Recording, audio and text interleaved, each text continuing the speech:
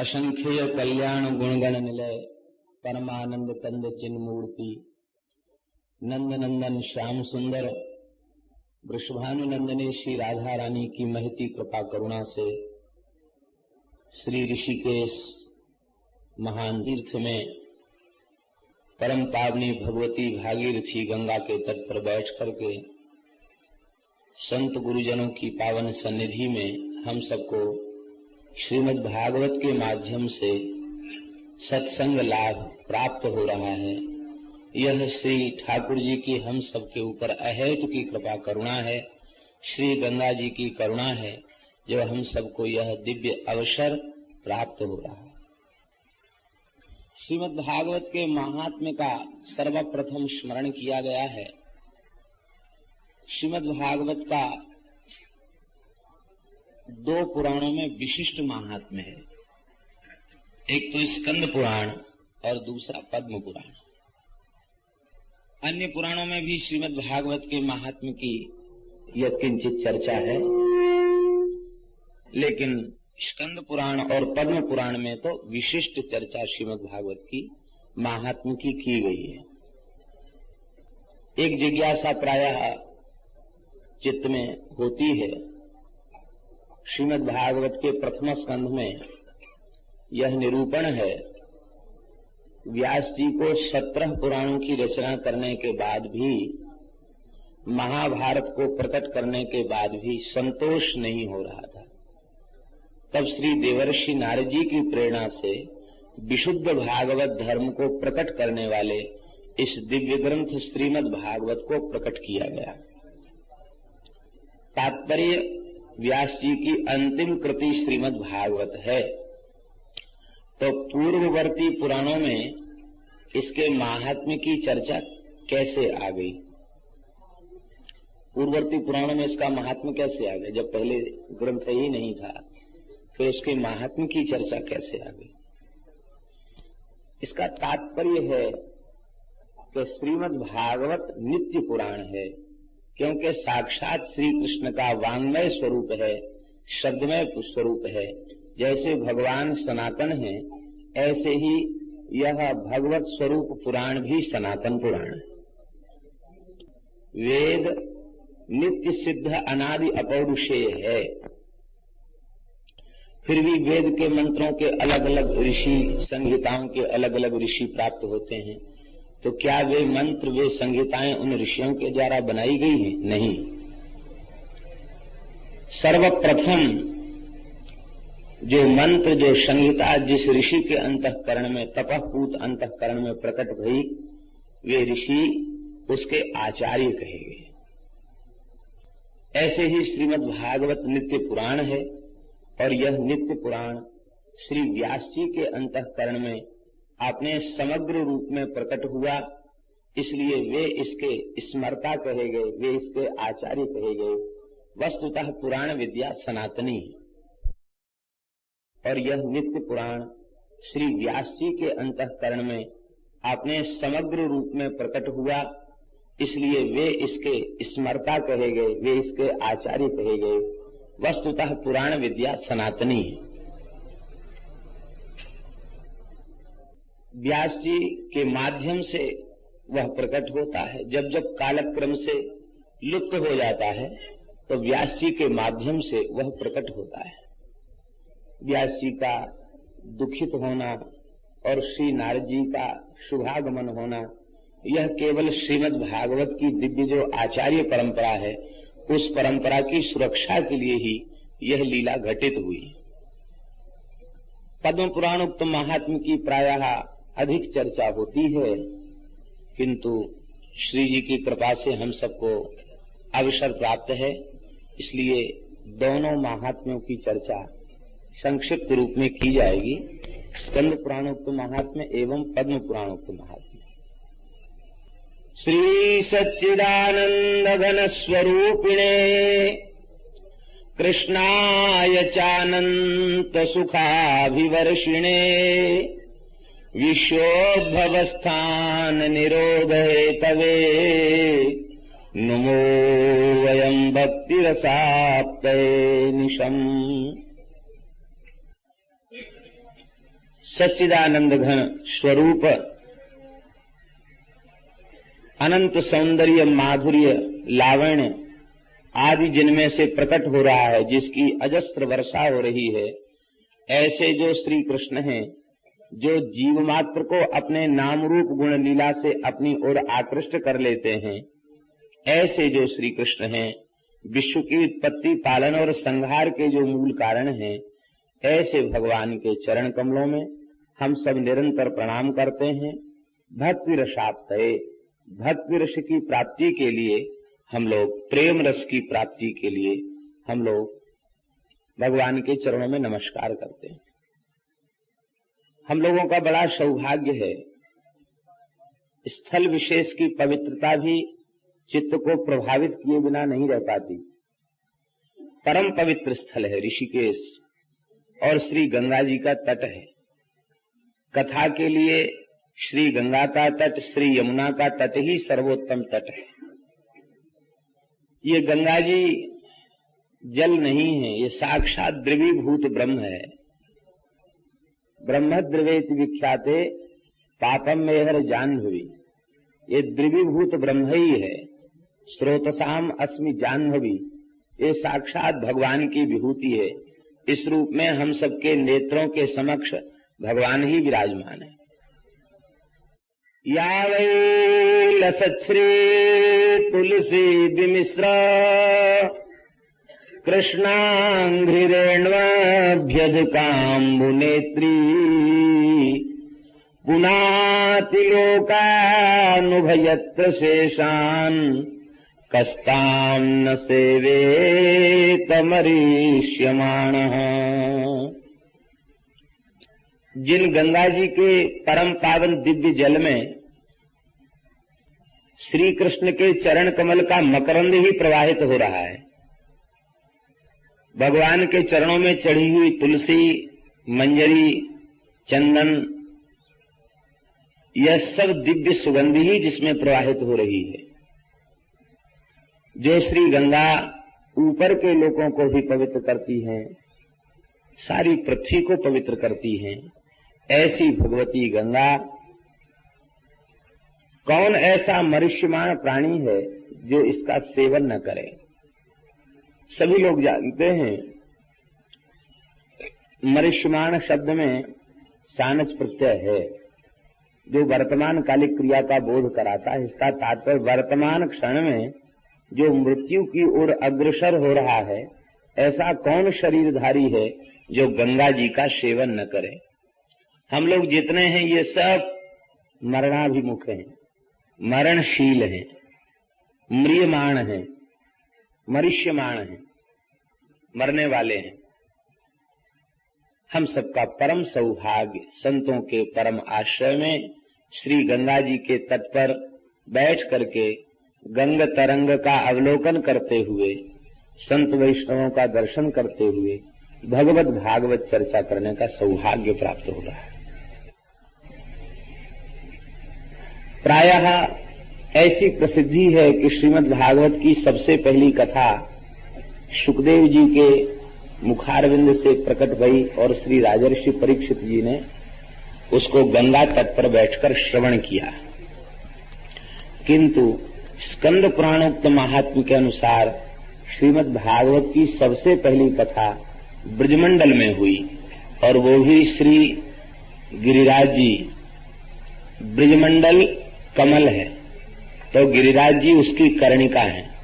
कमल के मध्य जैसे कर्णिका होती है, ऐसे ही गिरिराज जी ब्रजमंडल कमल है और श्री गिरिराज जी उसकी कर्णिका है। कर्णिका प्रदेश में ही, और कुसुम सरोवर जो है जहां कथा हुई है वो गिरिराज जी के एकदम मध्य में है। सप्तकोश गिरिराज में बिल्कुल मध्य में है। मध्य स्थल में श्री उद्धव जी के मुख से श्रीमद् भागवत की कथा का श्रवण वज्रनाभ जी ने किया, और कुछ समय तक परीक्षित जी ने भी श्रवण किया, और भगवान श्री कृष्ण की 16,000 रानी पटरानी भी वहां उपस्थित थी, 16,100। उन्होंने भी बैठ करके श्रीमद् भागवत का श्रवण किया। तो श्रीमद् भागवत का सर्वप्रथम प्राकट्य प्रादुर्भाव ब्रजमंडल में श्री गिरिराज जी की गोद में ही सबसे पहले श्रीमद् भागवत जी की चर्चा हुई। ब्राह्मणों के शाप से यदुवंश का क्षय हो गया। भगवान सर्वसमर्थ हैं, लेकिन सर्वसमर्थ होते हुए भी भगवान ने शाप को मेटा नहीं, शाप का अनुमोदन किया, क्योंकि भगवत इच्छा भगवत संकल्प से ही यह कार्य हुआ। भार उतारना चाहते थे भगवान। ब्राह्मणों की महिमा को बढ़ाने के लिए उनका अतिशय आदर करते हुए भगवान ने भी उस मूसल के अंतिम भाग को अपने चरण तल में स्वीकार किया। जरा नाम के व्याध ने बाण मारा तो ब्राह्मणों का आदर करने के लिए भगवान ने अपने चरण तल में उसे स्वीकार किया। यदुवंश का क्षय हो गया, किंतु दो महापुरुष ब्राह्मणों के शाप से बच गए। एक तो श्री महाभागवत उद्धव जी महाराज, उद्धव जी भी शाप से बच गए, और श्री बज्रनाभ जी महाराज भी शाप से बच गए। क्यों बच गए? ये भगवान का अनुग्रह है। श्री ठाकुर जी के कृपा कवच में जो सुरक्षित है, उसके ऊपर किसी का क्रोध, किसी का शाप, किसी का तप प्रभावी नहीं हो सकता। महान तपस्वी ऋषि दुर्वासा जी का क्रोध महाभागवत श्री अम्बरीश जी का अनिष्ट नहीं कर सका। तो ये दोनों महाभागवत हैं, इसलिए ये भगवान की कृपा कवच में सुरक्षित हैं, इसलिए ये दोनों महापुरुष बच गए।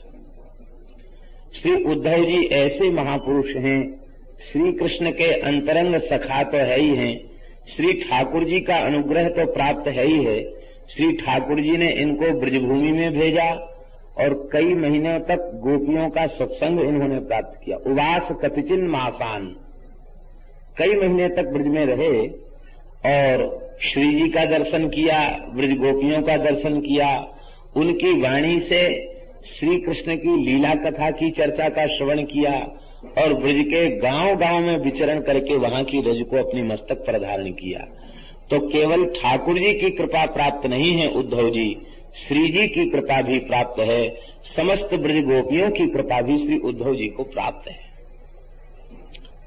और भागवत में स्पष्ट भी है एकादश में कि उद्धव हमसे अणुमात्र भी कम नहीं है, इसलिए ये इस पृथ्वी पर रहें, इनके रहने पर वैष्णवों को हमारे अभाव की अनुभूति नहीं होगी। इतना भगवान का प्रेम उद्धव जी के प्रति। और श्री बज्रनाभ जी महाराज, इन्हें श्री कृष्ण की कृपा तो प्राप्त है ही है, ये श्री ठाकुर जी के चरण कमल में चिन्हित जो वज्र चिन्ह है, उस वज्र चिन्ह के ही अवतार हैं श्री बज्रनाभ जी। और इनकी माता ने कुरुक्षेत्र में ग्रहण के काल में मिलन के पश्चात जब समस्त ब्रजवासी द्वारिका पधारे हैं, तो उस काल में इनकी माता ने श्री जी की, श्री राधा रानी की विशेष रूप में सेवा की। इस सेवा से लाडली जी प्रसन्न हो गई। ये तो करुणामयी हैं, करुणा प्रकट हो गई और कहा, बहू रानी, तुम्हारे गर्भ में इस समय जो बालक है वो ब्रजमंडल का राजा होगा, हमारे विलुप्त लीला क्षेत्रों को यह पुनः प्रकट करेगा, ब्राह्मणों का शाप इस पर प्रभावी नहीं होगा।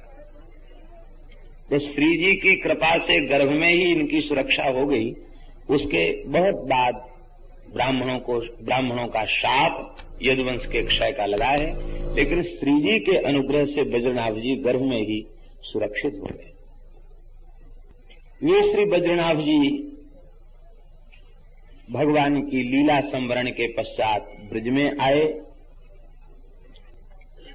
और परीक्षित महाराज इनके संबंध में पितृव्य लगते हैं, चाचा लगते हैं और ये भतीजे लगते हैं।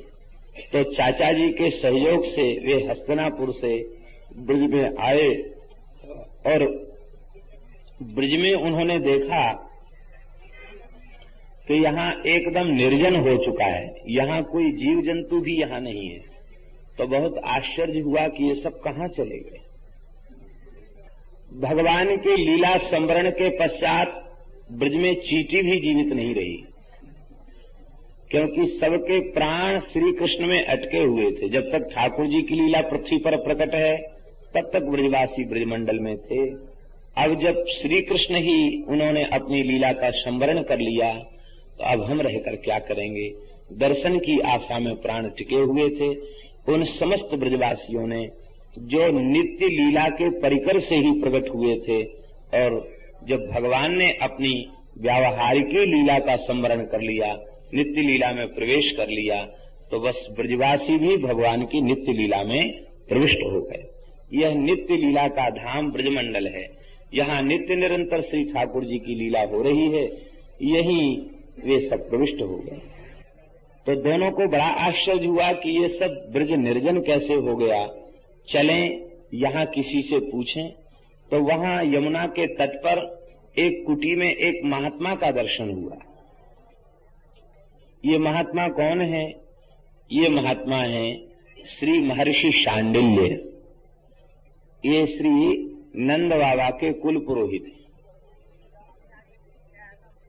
श्री वृषभान जी के कुल पुरोहित हैं महर्षि भागुरी, और श्री नंद बाबा के कुल पुरोहित हैं महर्षि शांडिल्य। शांडिल्य महर्षि के चरणों में प्रणाम किया। महर्षि बाहर आए, कुटिया से बाहर आए, और उन्होंने श्री वज्रनाभ जी को, श्री परीक्षित जी को उत्तम आसन दिया। परम प्रेम पूर्वक उनसे वार्तालाप किया, और ब्रज शब्द का अर्थ, ब्रज का रहस्य, ब्रज में कोई क्यों नहीं है, इन समस्त प्रश्नों का समाधान बहुत उत्तम ढंग से किया। शांडिल्य उवाच श्रृणुतं दत्त चित्तौ मे रहस्यं ब्रज भूमिजं ब्रजनं व्याप्तिरित्युक्त्वा व्यापनात् ब्रज उच्यते। ब्रज शब्द की व्युत्पत्ति भी बताई। हे परीक्षित जी और हे वज्रनाभ जी, आप दोनों ब्रजमंडल के महात्म्य का श्रवण करें। ब्रज शब्द का अर्थ है व्याप्ति। ब्रज शब्द का अर्थ है व्याप्ति, और व्यापनाद ब्रज उच्यते। व्याप्त होने से इसको ब्रज कहते हैं। व्याप्त अर्थात विभू, विभू होने से इसे ब्रज कहते हैं। हमारे समस्त संतों ने, वैष्णवाचार्यों ने चार के स्वरूप को नित्य माना है, शाश्वत माना है, सच्चिदानंदमय माना है, और चिन्मय माना है, व्यापक माना है। वे चार कौन कौन हैं? नाम, रूप, लीला और धाम। इन चार को शाश्वत माना है आचार्यों ने। तो धाम भी शाश्वत है। जैसे भगवान सर्वगत, सर्वरूप, सर्वमय है, ऐसे ही भगवान का धाम भी सर्वरूप है और सर्वमय है। हम आप सब जितने बैठे हैं ये सब ठाकुर जी के धाम हैं। आप कहेंगे कैसे? सबके हृदय में ठाकुर जी बैठे हैं कि नहीं? जहां श्री ठाकुर जी विराजमान हो वही तो धाम है। श्री ठाकुर जी की कृपा करुणा से हम लोग तो विचार कर सकते, विवेकशील विचारशील मनुष्य हैं। कीट पतंग पशु पक्षी, इनका शरीर भी भगवान का धाम है, क्योंकि अंतर्यामी रूप से भगवान इनके भीतर भी विराजमान है। और केवल चर के भीतर ही विराजमान नहीं है, अचर के भीतर भी विराजमान है। जिसमें चेतना नहीं दिखाई पड़ रही उसमें भी भगवान विराजमान है।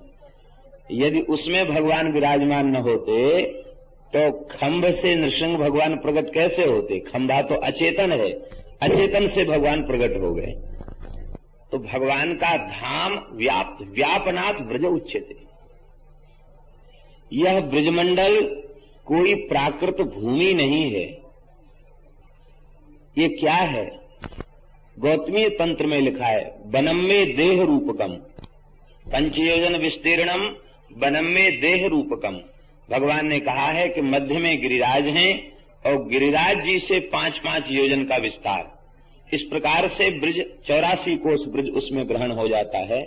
यह 84 कोस ब्रजमंडल क्या है? कहते में देह रूपकम वनम एवं, यह हमारा स्वरूप ही है, हमारा श्री विग्रह ही है।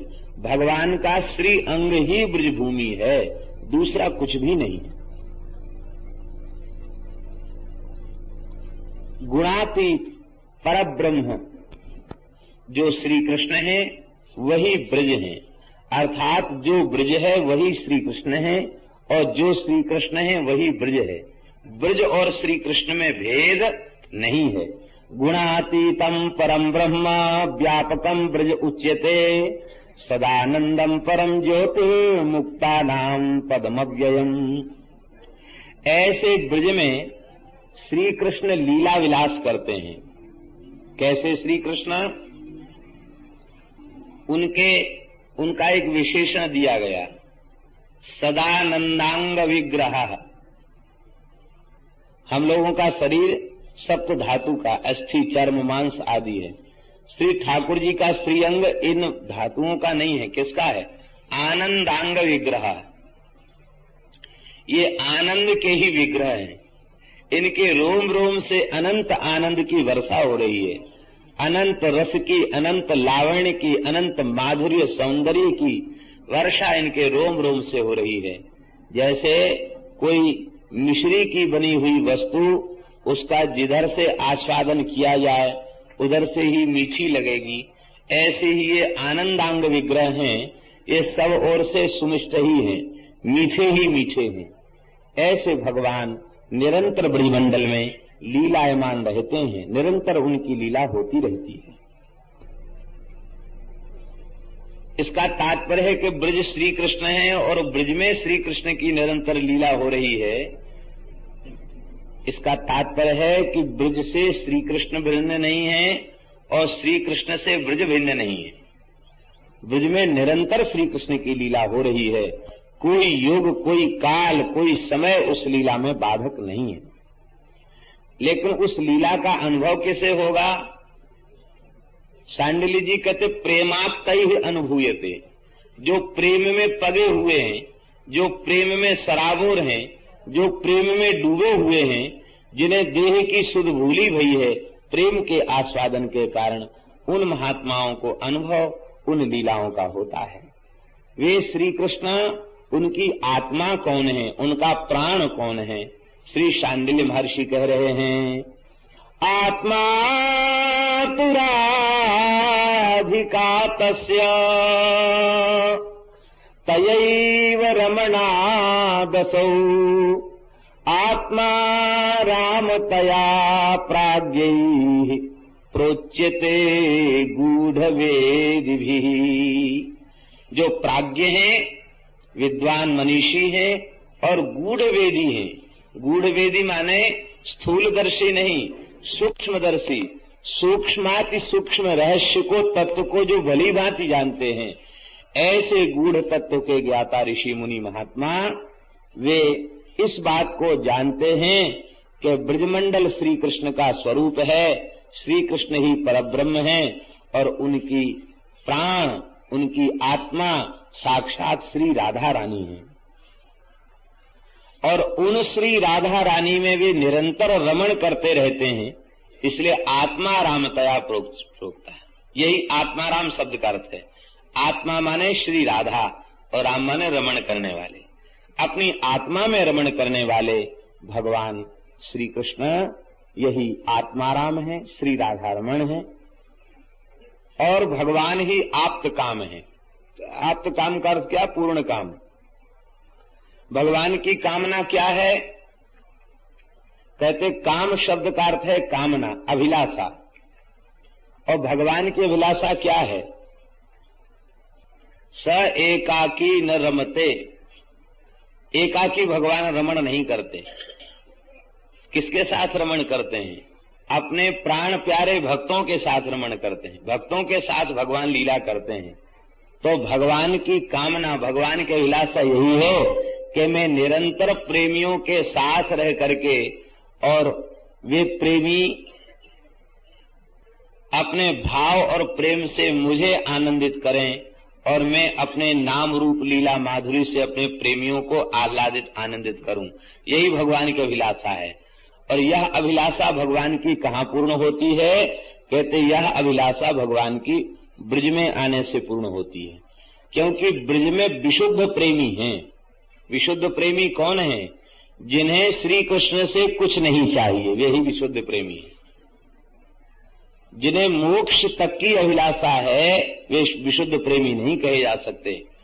कुछ भी नहीं चाहिए, केवल यही चाहिए कि बस यह हमारे प्राण जीवन धन सदा सर्वदा प्रसन्न रहें, ये सुखी रहें, इनके मुख कमल पर मुस्कुराहट सदा बनी रहे, यही चाहते हैं ब्रजवासी, और कोई चित्त में उनके कामना नहीं है। ये सब विशुद्ध प्रेमी है। ऐसे विशुद्ध प्रेमी जो ब्रजवासी हैं यही भगवान के वांछित हैं, और वे वांछित भगवान को नित्य ही प्राप्त हैं। ब्रज में ब्रज नित्य है और ब्रज में श्री ठाकुर जी नित्य हैं, और श्री ठाकुर जी का लीला विहार नित्य है। तो जब सब कुछ नित्य है तो भगवान के गोप गोपीगण वे क्या अनित्य हैं? वे भी नित्य हैं। तो वे भगवान को ब्रजमंडल में नित्य ही प्राप्त हैं, नित्य उनके साथ विहार होता है, और भगवान इस विहार को करके आप्त कामत्व को प्राप्त हो जाते हैं। यही उनकी आप्त कामता है। भगवान की दो प्रकार की लीलाएं हैं। शांडिल्य महर्षि बता रहे हैं कि भगवान की दो प्रकार की लीलाएं हैं। कौन कौन सी? कहते एक लीला तो है वास्तविकी और दूसरी लीला है व्यावहारिकी। दो प्रकार की भगवान की लीला। वास्तविक लीला स्वसंवेद्या है। वास्तविक लीला स्वसंवेद्या है और व्यवहारिक लीला स्वसंवेद्या नहीं है, वह पुराण आदि के द्वारा संवेद्या है। माने भगवान की दो लीलाएं हैं। एक लीला तो निरंतर हो रही है, भगवान का धाम चिन्मय है, निरंतर लीला हो रही है। हमारे श्रीधाम वृंदावन के एक महान संत, उन संत ने बताया कि भगवान के समस्त धामों में लीला नित्य हो रही है, भगवान की नित्य लीला हो रही है। लेकिन उस लीला का अनुभव क्यों नहीं होता? कहते उस लीला का अनुभव इसलिए नहीं होता क्योंकि माया का पर्दा पड़ा हुआ है। ये पर्दा हट जाए तो लीला का अनुभव होने लग जाए। तो स्वसंवेद्या जो वास्तविकी लीला है, उस वास्तविकी लीला को अपने परिश्रम से, अपने पुरुषार्थ से, अपने साधन के बल से नहीं जाना जा सकता। उसे कृपा के बल पर ही जाना जा सकता है, आचार्य के अनुग्रह से ही उसे जाना जा सकता है, श्री जी की विशिष्ट कृपा करुणा से ही उसे जाना जा सकता है। अपने साधन के बल पर उस लीला में प्रवेश नहीं मिल सकता और न उस लीला का आस्वादन संभव है।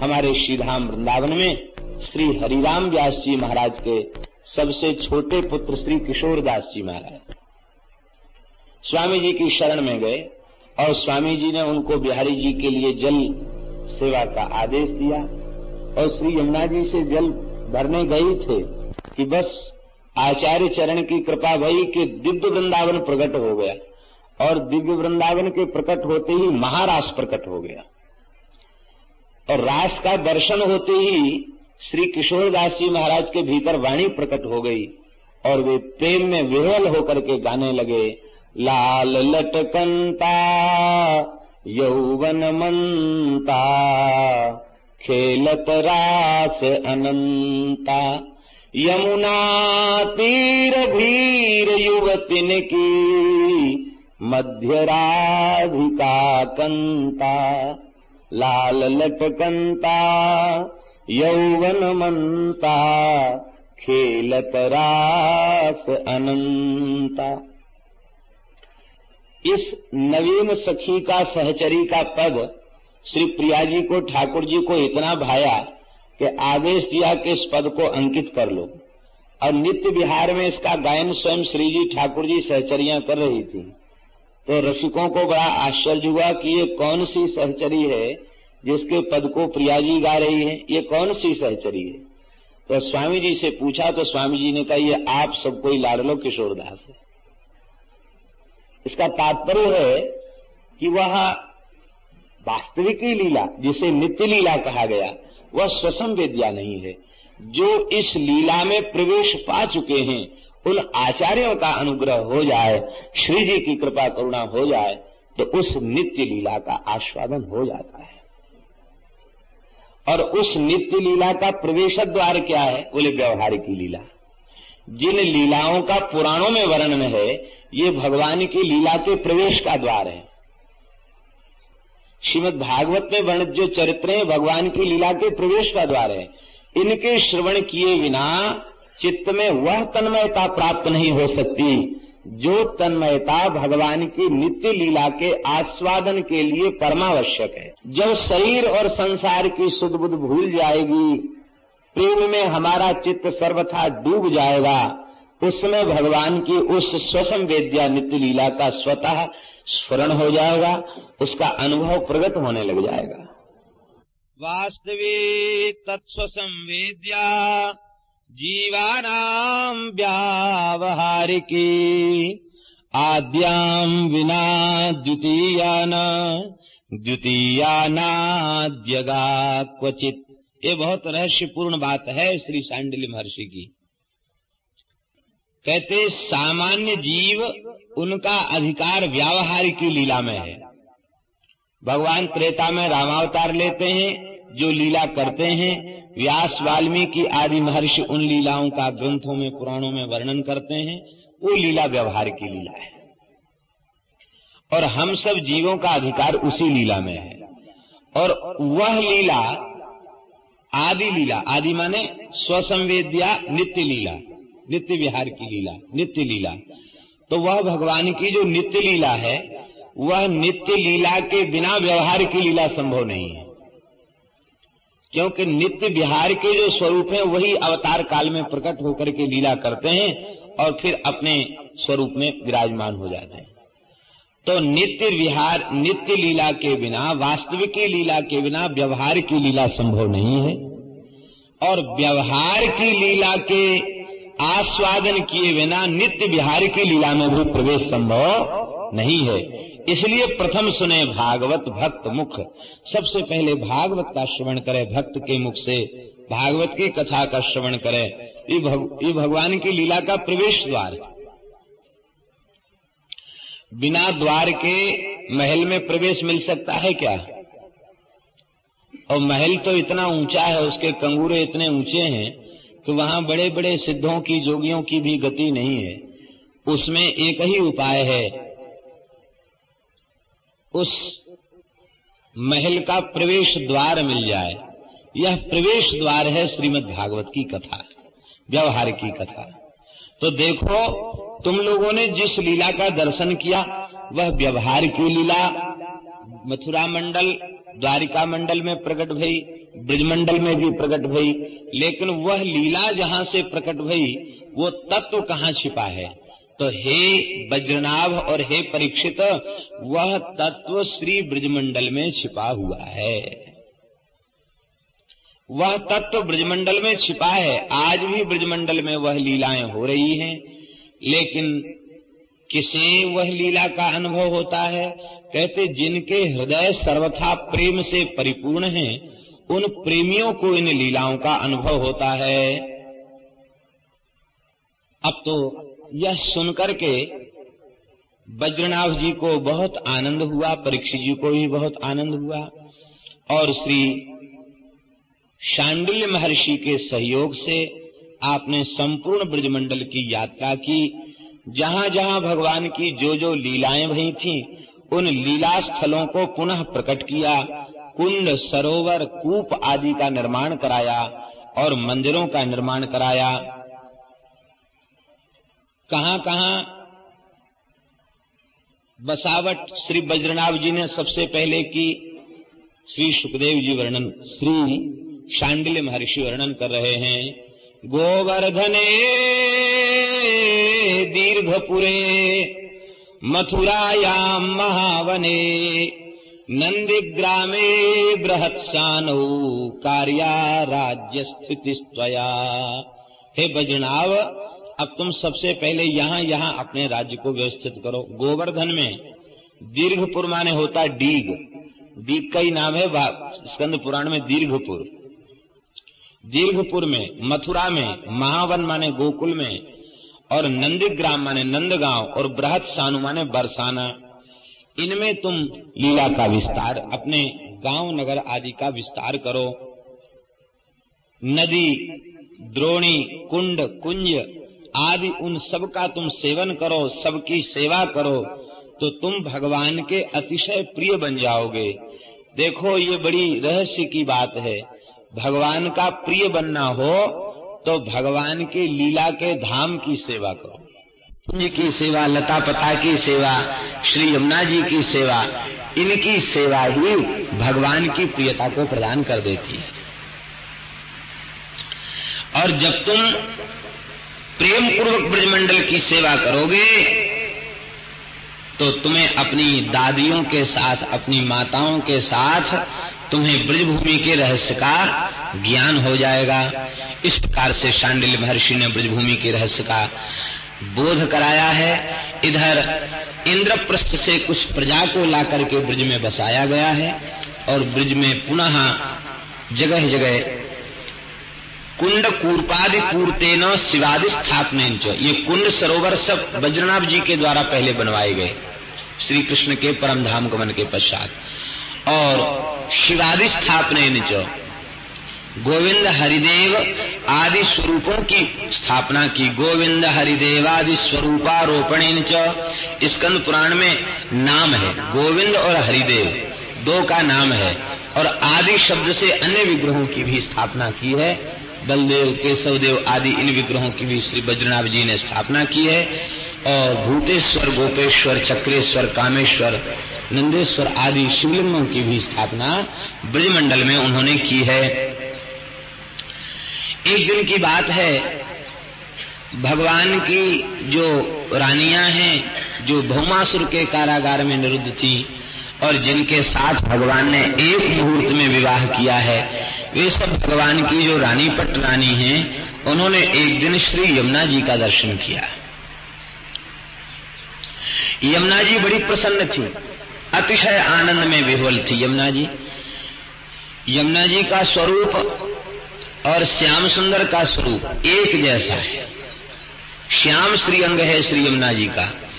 दूर से तो इन रानियों को यह अनुभव हुआ, क्या प्राण प्रीतम श्री कृष्ण आ गए क्या, लेकिन निकट में पहुंचकर उन्हें अनुभव हुआ कि नहीं, ये तो हमारी ज्येष्ठा भगवान की चौथी पट्ट रानी श्री यमुना जी है।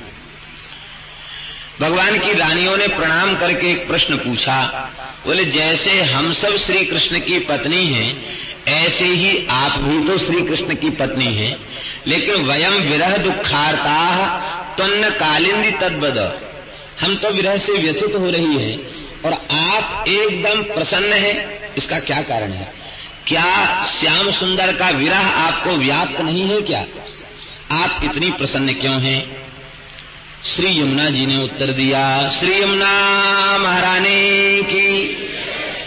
आत्मा रामस्य कृष्णस्य ध्रुवमात्मास्ति राधिका, तस्या दास्य प्रभावेन विरहोस्मान्न संस्पृशेत। आत्माराम श्री कृष्ण की आत्मा निश्चित ही श्री राधा रानी है और उन राधा रानी की दास्यता हमने स्वीकार कर ली है, इसलिए हमें विरह का स्पर्श भी होता नहीं है।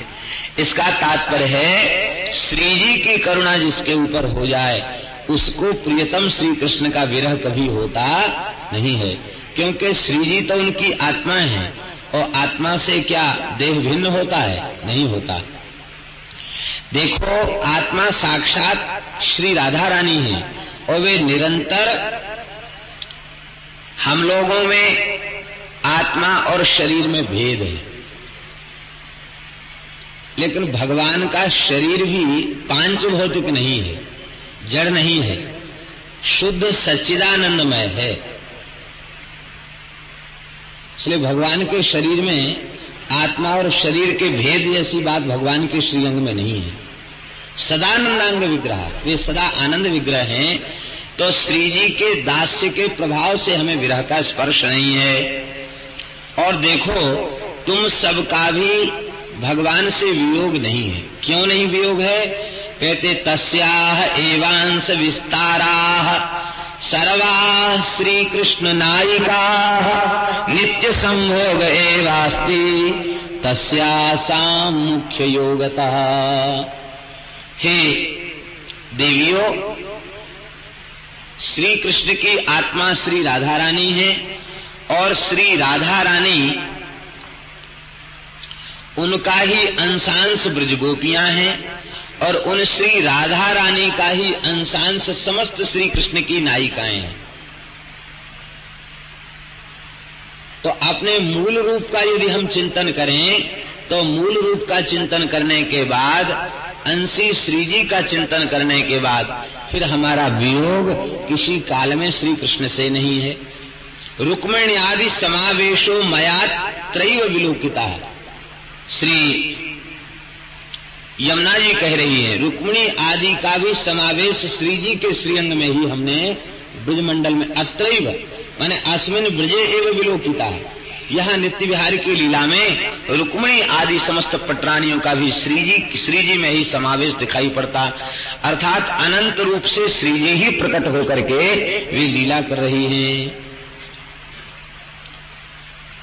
अध्यात्म रामायण में तो नारद जी ने एक और विलक्षण बात कही है।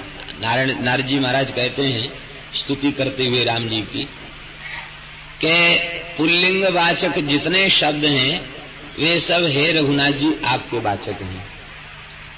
स्त्रीलिंग संज्ञक जितने शब्द हैं वे सब श्री जानकी जी के वाचक हैं। ऐसे आप युगल को हमारा नमस्कार। नारद जी ने तो मूल रूप में तुम सब उनसे भिन्न नहीं हो। हरिशरण एक विशेष बात कही, यदि ऐसी बात है श्री कृष्ण से श्री राधा का वियोग नहीं और श्री राधा रानी से हमारा वियोग नहीं, इसलिए हमारा श्री कृष्ण से भी वियोग नहीं है। यदि यही सत्य सिद्धांत है तो श्री ठाकुर जी को लेने के लिए अक्रूर जी पधारे और अक्रूर जी जब लेके गए तो श्री जी ने बहुत विलाप किया और ब्रज गोपियों ने विलाप किया और ब्रज के संतों ने भी ब्रज की दशा का बड़ा विलक्षण विलक्षण वर्णन किया है। ब्रज के विरही लोग विचारे, बिन गोपाल ठगे से ठाणे अति दुर्बल तनकारे, बहुत मार्मिक वर्णन किया है। तो वह विरह क्या था?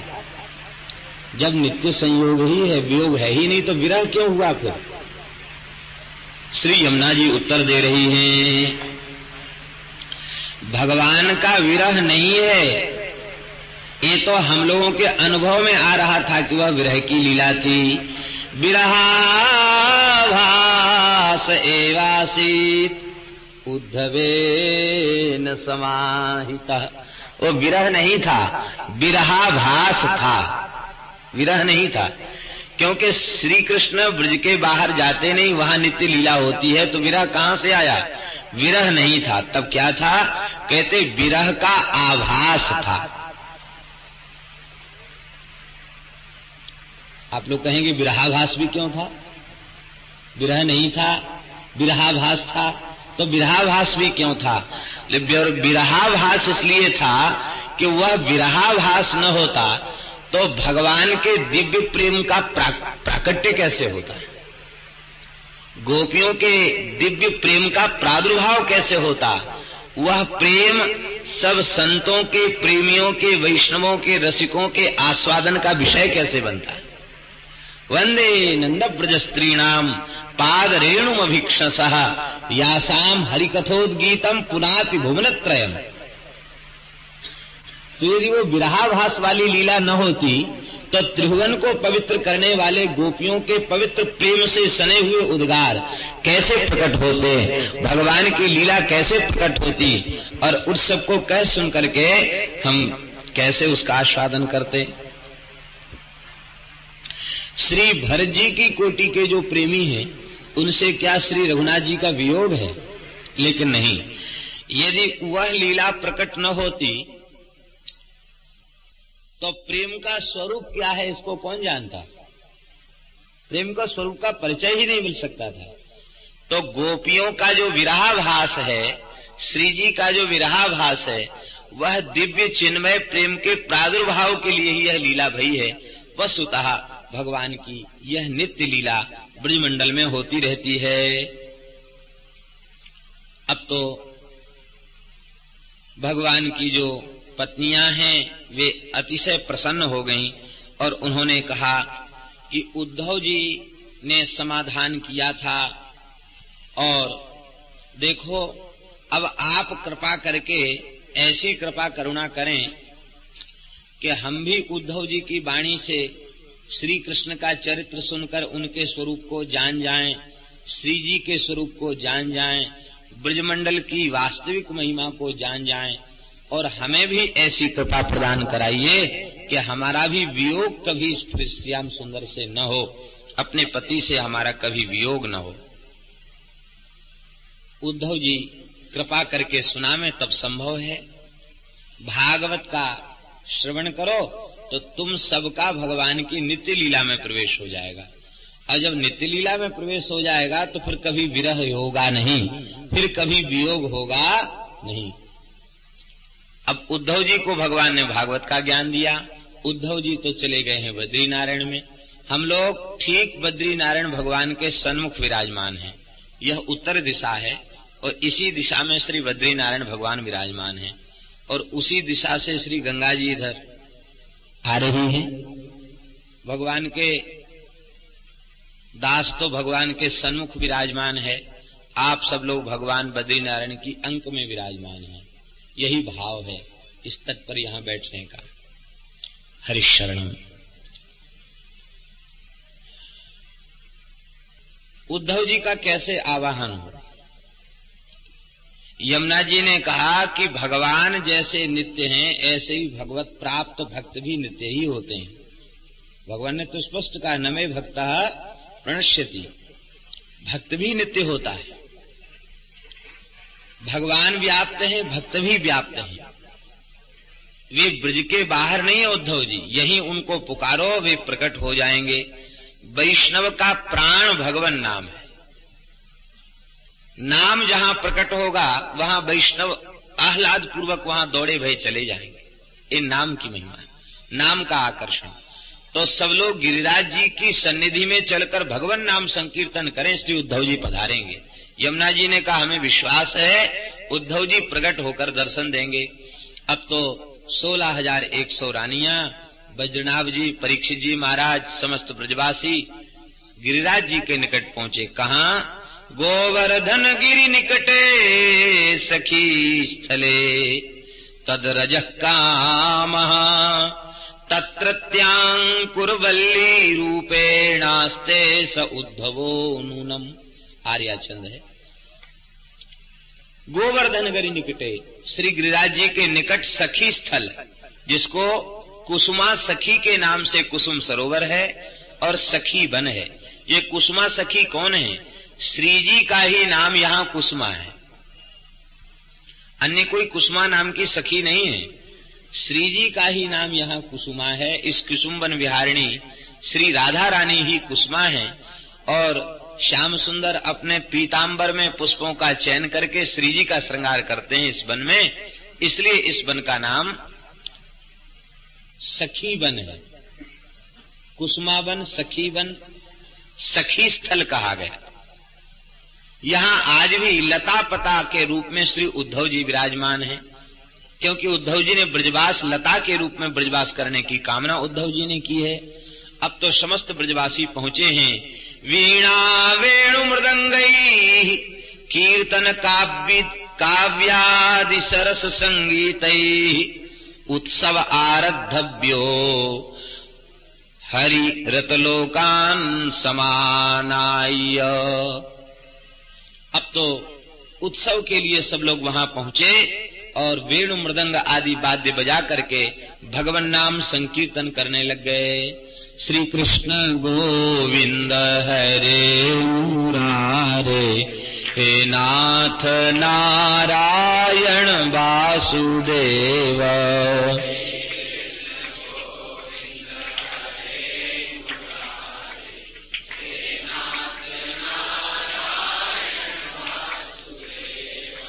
श्री कृष्ण गोविंद हरे मुरारे, हे नाथ नारायण वासुदेव।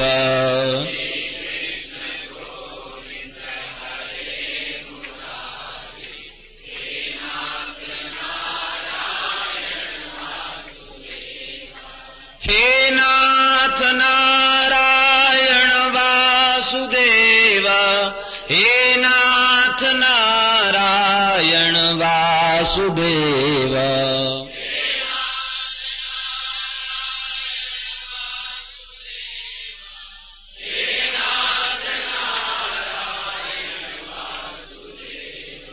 हे नाथ नारायण वासुदेव, हे नाथ नारायण वासुदेव।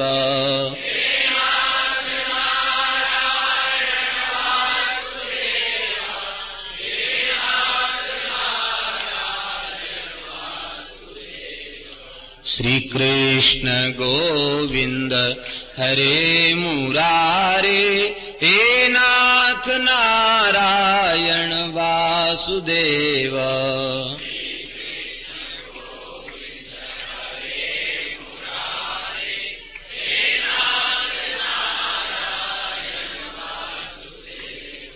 इतना अद्भुत कीर्तन हुआ, सबके हृदय प्रेम में सराबोर थे, सबके हृदय में आर्त भाव प्रकट हो गया। भगवान सद्यः प्रकट होकर के हमारे ऊपर कृपा करुणा करें। उस संकीर्तन में आर्त भाव, करुण रस यही प्रधान है। पुकार ही कीर्तन में प्रधान है। उच्चैर भाषा तो कीर्तनम, उच्च स्वर से प्रेम में डूब करके भगवान को पुकारना, इसी का नाम है संकीर्तन। सब प्रेमियों ने कीर्तन किया। वह ऐसा दिव्य प्रेम और करुणा प्रकट भई कि श्री गिरिराज जी की शिलाएं पिघलकर बहने लग गई। दिव्य जलधारा के मध्य से, लता पता के मध्य से उद्धव जी प्रकट हो गए। उस तीर्थ का नाम है श्री उद्धव कुंड। उद्धव जी का प्रादुर्भाव हुआ। कैसे श्री उद्धव जी प्रकट भय हैं? गुंजा मालाधर गायन वल्लवी वल्लभम मुहु, तदा गमन तोरे जे भ्रसम संकीर्तनोत्सव। गुंजा मालाधारी, पीतांबर धारी, आजानुलंबित भुजा वाले, कमरदल के समान विशाल नेत्रों वाले से उद्धव जी भगवान नाम संकीर्तन करते हुए उद्धव जी प्रकट हो गए। उनके प्रकट होते ही संकीर्तन की शोभा अतिशय बढ़ गई। श्री उद्धव जी का सबने पूजन किया। उद्धव जी ने परीक्षित जी को उस समय हृदय से लगाया और हृदय से लगा करके कहा कि राजन, तुम धन्य हो जो श्री कृष्ण संकीर्तन महोत्सव में इतने प्रेम में विह्वल होकर कीर्तन कर रहे हो, तुम धन्य हो। हृदय से उनको लगाया है। और श्रीमद् भागवत की मासिक कथा सुनाई है श्री उद्धव जी ने। 1 महीने में कथा सुनाई है, मासिक पारायण सुनाया है। और उस मासिक पारायण को सुनकर के सबके हृदय में अतिशय आनंद हुआ है। श्रीमद् भागवत के महात्म्य का वर्णन करते हुए श्री उद्धव जी महाराज ने कहा, श्रीमद् भागवतम शास्त्रम यत्र भागवतैर्यदा कीर्त्यते श्रूयते चापि श्री कृष्ण तत्र निश्चितम। भागवतों के द्वारा जहां भागवत की चर्चा होती है, श्री कृष्ण की कथा लीला की चर्चा होती है, निश्चित ही श्री कृष्ण वहां साक्षात विराजते हैं। उद्धव जी कहते इसमें किसी प्रकार का कोई संदेह नहीं। भागवत की कथा जहां होती है वहां साक्षात श्री कृष्ण विराजमान होते हैं। श्री भागवत का एक श्लोक, आधा श्लोक, कहां तक कहें चौथाई श्लोक, श्लोक का केवल एक चरण, वह भी जहां पूजित होता है, उसका भी जहां लोग उच्चारण करते हैं, वहां भगवान अपनी समस्त प्रियतमाओं के साथ सदा सर्वदा अखंड रूप से विराजते हैं। श्री जी के साथ, समस्त ब्रजगोपियों के साथ भगवान वहां विराजते हैं। भारतवर्ष में जन्म लेने के बाद उद्धव जी कह रहे हैं, भारत में जन्म लेने के बाद जिन लोगों ने भगवान की पवित्र कथा का श्रवण नहीं किया, श्रीमद् भागवत की पवित्र कथा का श्रवण नहीं किया, निश्चित ही उन वे आत्महत्यारे हैं। उनसे बड़ा पापिष्ठ और कोई दूसरा नहीं है, जिन्होंने भारतवर्ष जैसे पवित्र देश में जन्म लेने के बाद कथा से जो वंचित रह गए। इस दृष्टि से हम लोग स्वर्गादि लोकों की अपेक्षा बहुत भाग्यशाली हैं। स्वर्गादि लोकों में ये कथाएं नहीं होती हैं, और देवता कहते हैं, ये बात हम नहीं कह रहे हैं, ये बात देवता कहते हैं, न यत्र वैकुंठ कथा सुधापगा, जहां भगवान की कथा रूपी गंगा प्रवाहित नहीं हो रही है और भगवान के चरणाश्रित भागवत जहां निवास नहीं करते, न यत्र यज्ञेश मखा महोत्सवा, जहां भगवान के दिव्य महोत्सव नहीं होते, श्री रामनवमी, जन्माष्टमी, राधाष्टमी, होली आदि दिव्य भगवान के उत्सव जहां नहीं होते, कहते सुरेश लोको पिन वै सेव्यताम, भले ही वह स्वर्गलोक क्यों न हो, वह कम से कम वैष्णवों के लिए तो सेवन के योग्य नहीं। जिनका भोगों में आकर्षण है वे तो संसार के भोगों को ही अपने जीवन की सर्वोच्च उपलब्धि माने बैठे हैं, और संसार के भोगों का भी वे त्याग करते हैं। किस लिए? सदा सर्वदा के लिए नहीं। यहाँ के भोगों का त्याग करके तत्कृच्छ चांद्रायण आदि व्रतों का अनुष्ठान करते हैं और उत्तम स्वर्ग आदि के लोगों के भोगों की प्राप्ति के लिए। अरे भाई, भोगत्वेन भोग तो भोग ही है, चाहे पृथ्वी का होए अथवा स्वर्गादि लोकों का भोग हो, वह भोग क्षयिष्णु है, नाशवान है, विनाशी है और परिणाम में दुख देने वाला है। क्या भेद हुआ? कोई भेद नहीं है। लेकिन भगवान के प्राण प्यारे भक्त, जिनका भगवान में आकर्षण बढ़ चुका है, ऐसे भगवान के भक्त वे किसी भोग की प्राप्ति नहीं चाहते हैं। तो भारतवर्ष में जन्म लेने के बाद जिन लोगों ने भगवान की कथा नहीं सुनी, भोग में ही लगे रह गए, कहते वस्तुतः वे आत्महत्यारे हैं। और जिसने श्रीमद् भागवत का सेवन किया, कहते पितुर मातुश्च भार्यायाः कुल पंक्ति सुतारिता, पिता माता और पत्नी तीनों की कुल की पंक्तियां, पंक्ति का तात्पर्य कम से कम 7 पीढ़ी, 7 पीढ़ी पिता की, 7 पीढ़ी माता की और 7 पीढ़ी पत्नी की, और स्वयं अपना, जिसने भगवान की कथा का सेवन कर लिया।